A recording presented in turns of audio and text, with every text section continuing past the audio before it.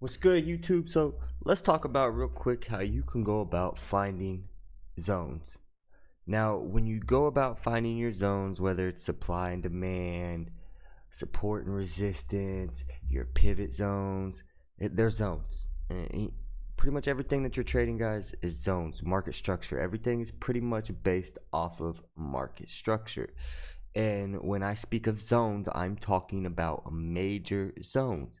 And I just wanted to bring you in real quick and kind of just give you a quick, easy show of how to find zones and how to make it a lot easier on you when you get into these charts and you might get all jumbled up, or it's getting hard for you to find the zones, or you're just getting a little confused. So let's just make it real simple, real fine. Look, a lot of the stuff that you're going to find on YouTube, people will create their own terms, their own ideas, their own ways of trading from the knowledge they've learned to benefit them the best way possible. And that's what you have to do. A lot of the stuff that you hear on the internet is literally the same stuff. Most of the stuff that's being taught is literally the same stuff. I'm not here to teach you a bunch of basic knowledge. I just want to give you just easy, simple tricks, tips to help you get to that next level. Okay, so let's jump right into it because I don't want to waste your time and I don't want to waste my time sitting here. All right, so we're over here at CAD JPY. Let me go ahead and clear this off real quick. Remove all drawings. All right, so we got regular candlesticks too, Japanese candlesticks. Let me go ahead and make these regular because some of y'all might be whatever. So, all right, so we got traditional candlesticks right here. This is the 1 hour time frame. Let's go over here to the 4 hour time frame. So when I'm thinking of major zones, I'm looking at the higher time frame. I'm using the higher time frame zones as my major zones. Your higher time frame is going to always hold more weight than the lower time frames. So if you're seeing something not match up on that lower time frame, go back to that higher time frame and see what's going on the bigger scale. When they say zoom out, sometimes you just gotta zoom out and see what's going on the bigger scale.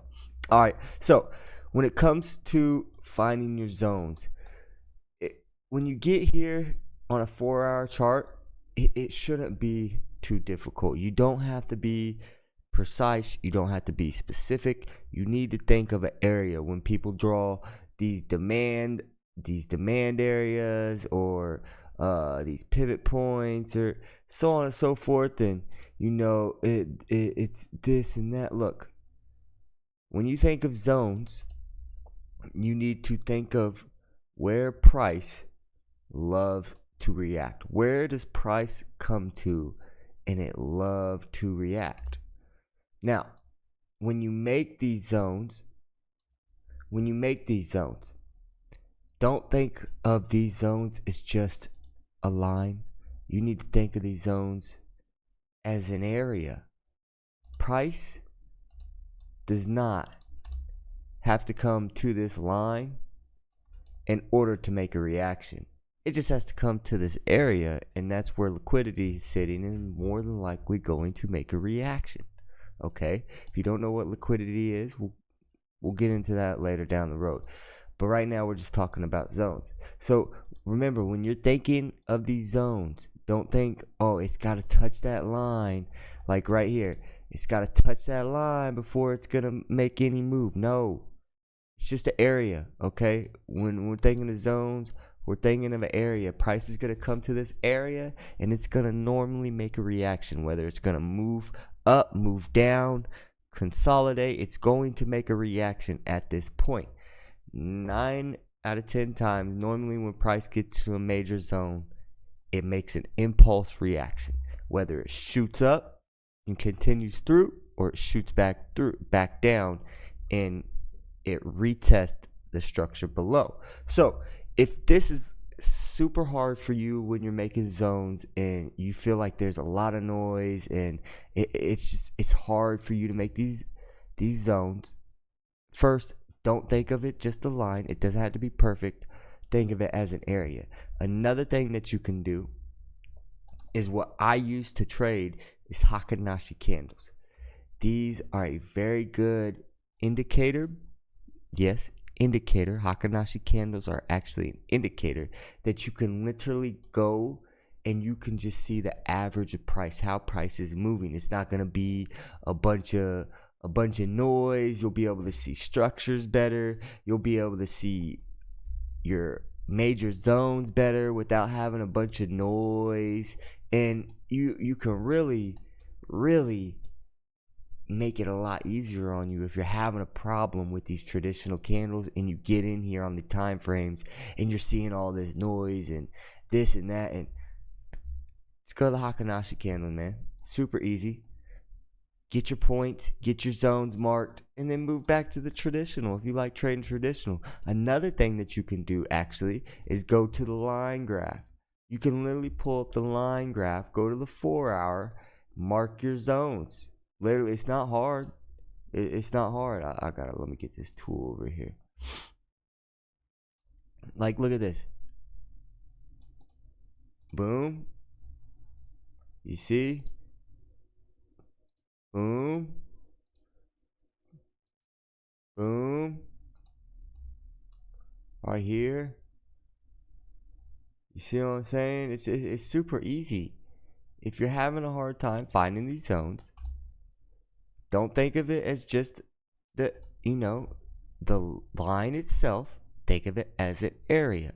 Price has to come to this area. If it's getting super hard for you to make these points, find these points, find where price is reacting at normally, then just come to this line graph, make your lines. Super easy. I not make your lines, make your zones, and it's super easy. Then you can go back here if you want to go the traditional. You can literally go back to traditional. Bro, you can't mess it up. You really can't mess it up, okay? Now, let's drop down to the 1 hour. Now, when you get your major zones on the 4 hour, this 4 hour major zone, you need to know it's going to take a little bit for price to get to them points. So if you're a scalper, or if you're trying to get in and get out, you're not normally going to use them 4 hour zones for your major zones. Sometimes I like to drop down to the 1 hour or the 30-minute to find my major zones, or at least my pivot points to where I want price to go to. But always remember, the higher time frame is going to hold the most weight. So if you're trying to find your bias, you're trying to find if things on the lower time frame are getting all jumbled up and you're getting all puzzled and getting real confused and just getting that brain fog when you get on the screen, jump to that higher time frame. See what's going on the bigger scale. You don't always have to be so in depth on that inside with the 5 minute, the 1 minute, the 15 minute. Get on the outside, man. You need to utilize these charts, okay? You need to utilize the higher time frames. It's going to benefit you in the long run, okay? Remember, we don't buy signals. We really trade, okay? If you're here trying to buy signals, you're looking for signals or this and that, look, you're in the wrong place, okay? You're in the wrong place. We don't sell signals. We don't buy signals. We trade, okay? Super easy, super simple. You could also come to this 1 hour and you can refine these zones, these higher time frame zones. You can literally refine them. Super easy, super easy. You need to understand also, you're going to see other levels. Like if you look on this 4 hour, let's go back to this 4 hour. So on this 4 hour, we got a zone here, a zone here. You got zones inside of zones, okay? That's common. That's price action. That's what price does. When you go here on this 1 hour, look at this. You're going to have even more zones. Look, we got this is a zone right here. We got a zone there. We got another zone, right here, another zone right there. Like, you're gonna have zones on zones on zones. You don't need all that. You don't need all that shit. Okay? You need to get your major zones, your major pivot zones, use them, find your bias, get your direction, and you can even use these to trade to. You could trade when price hits this point. I'm trading down to here to this point. Now, you see how it didn't even make it all the way down there? What you can do is adjust yourself. On higher time frames, you're going to have midlines, okay? Every market is going to have a midline. You're going to have your major zones, and then in between, you're going to have a midline where price likes to come to and react sometimes. Well, most of the time, it'll give you a nice, decent reaction. And these are major zones, just as your regular major zones. But this is where you can utilize your TPs, your stop losses. You can use these as take profits. Like, if I hit this point, this is going to be my take profit one, because I know price is going to come to this point, and it's more than likely going to react before it gets here. It's fine if it busts through. That's fine. You got TP2 down here in the middle of this structure, because what's this down here? This is a midline for in between this structure down here. Each structure is going to have a midline. Am I wrong? Look, midline. Go down here. What's over here? Midline. Oh, let's go over here. Let's go over here. What's over here? Let's find this, Look, what we got here. Here, look. We got, what you want to call that a zone? Oh, I thought, call that a zone. Call that a zone. Look at this. Shit, you got midline here. Shit, you got another midline here. Damn it, make that two other zones. You know what I'm saying? If you keep fucking doing this, you're just gonna have lines on lines on line. You need to utilize the major zones. Understand that most structures, if not all structures, will have a midline where price is going to move to react. It's going to give you that push back up to retest higher structure, or it's going to break through and push towards the lower structure. You got to understand it, and you got to know what price likes to do, okay? In order to really make your way in this game, you got to understand price action. I don't care how many indicators you use. I don't care about your Fibonacci strategy, all this other bullshit. Did you know the Fibonacci is just measuring the 50% retrace? Why the fuck do I need a Fibonacci to tell me that I wanted to have a 50% retrace before I enter? Why does that matter? It's a lagging indicator. It's the past. And they're only good for trending markets. But look, we're not here to talk about Fibonacci, and I'm not here to hate on anybody's strategy. Any strategy you find on the internet, I guarantee you can make you money. You can go on trading and flip a coin and probably make some money. You're not going to last very long, but you can do it, okay? The industry is full of a bunch of fluff and a bunch of people that want to be influencers. That's it. They just want to be influencers. When you really make this money trading, you don't really got to worry about all that shit. I'm not here to sell you signals. I'm not here to sell you a bunch of bullshit. I'm not here trading on my own broker. I'm gonna be as transparent as I can, I want you to see the realness of it, the reality of it. The reality is most of you are not going to be successful with this. And the bigger reality is most of you aren't even trying to be successful with it.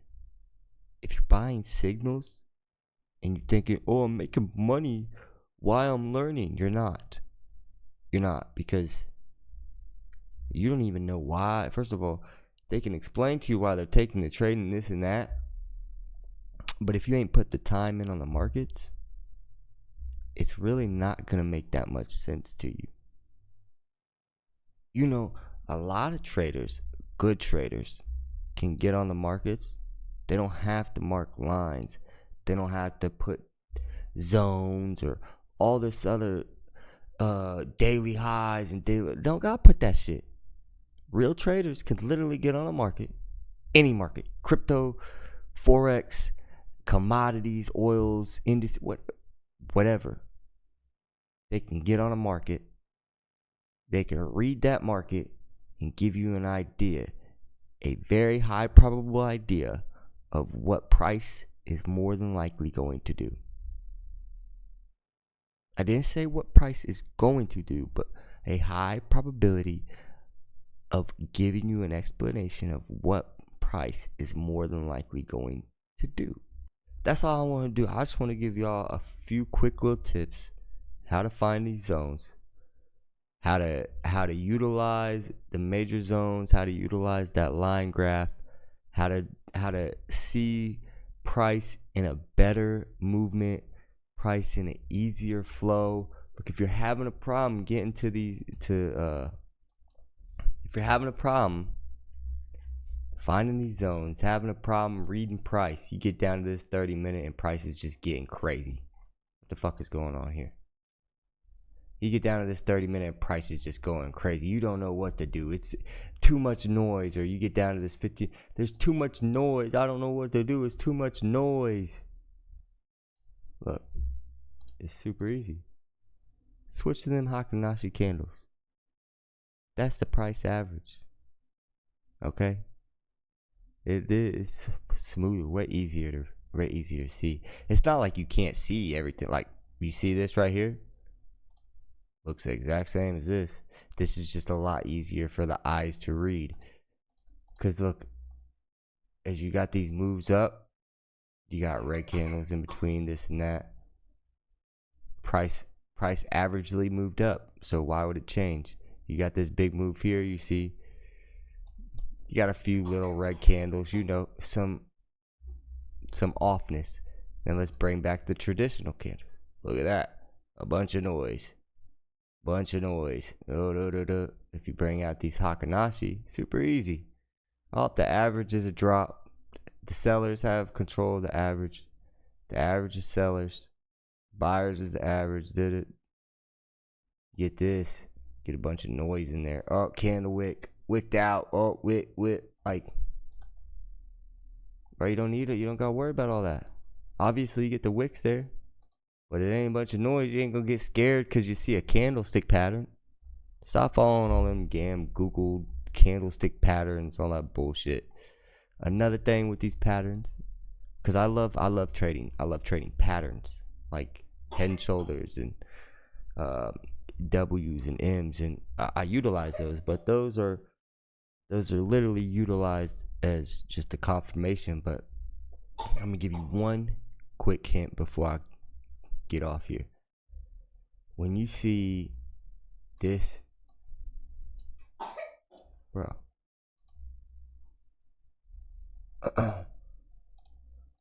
when you see a pattern like so,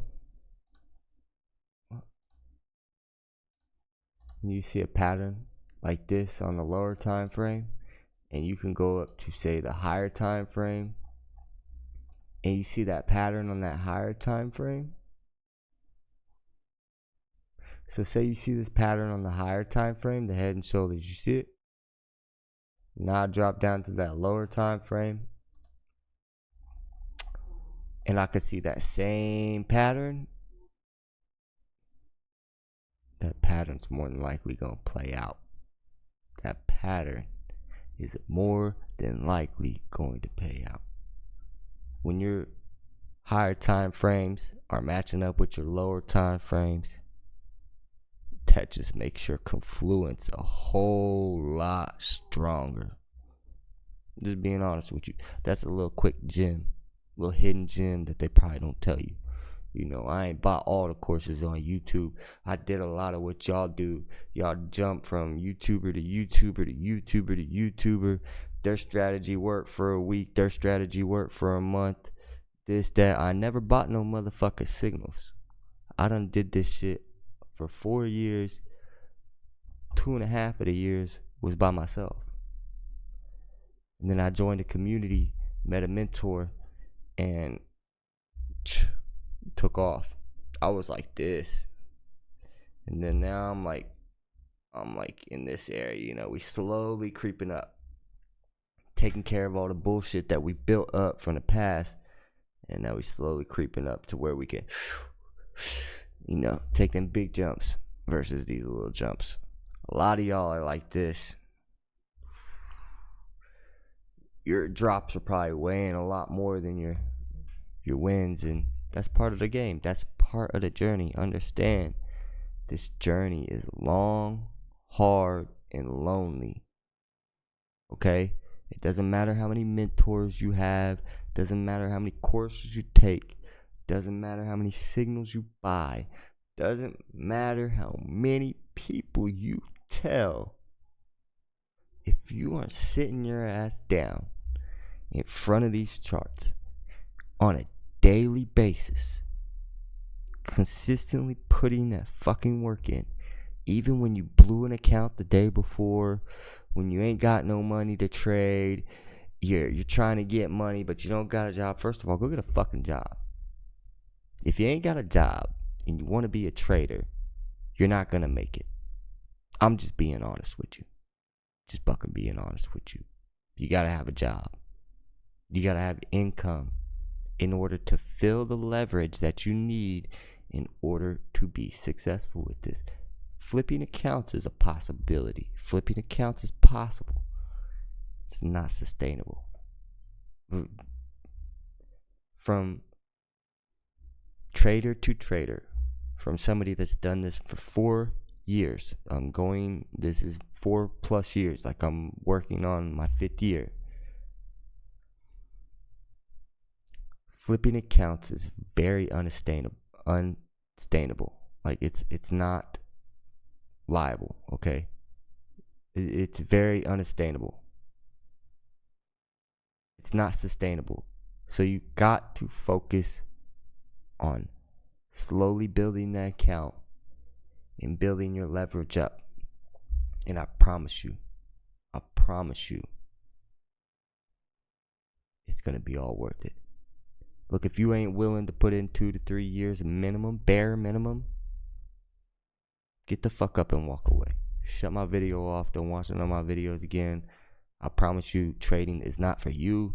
You're going to hate the fucking journey, because it's not going to get easy. I can promise you. It's literally going to get harder and harder and harder. And then one day you're going to be like, oh shit, reading the chart's easy.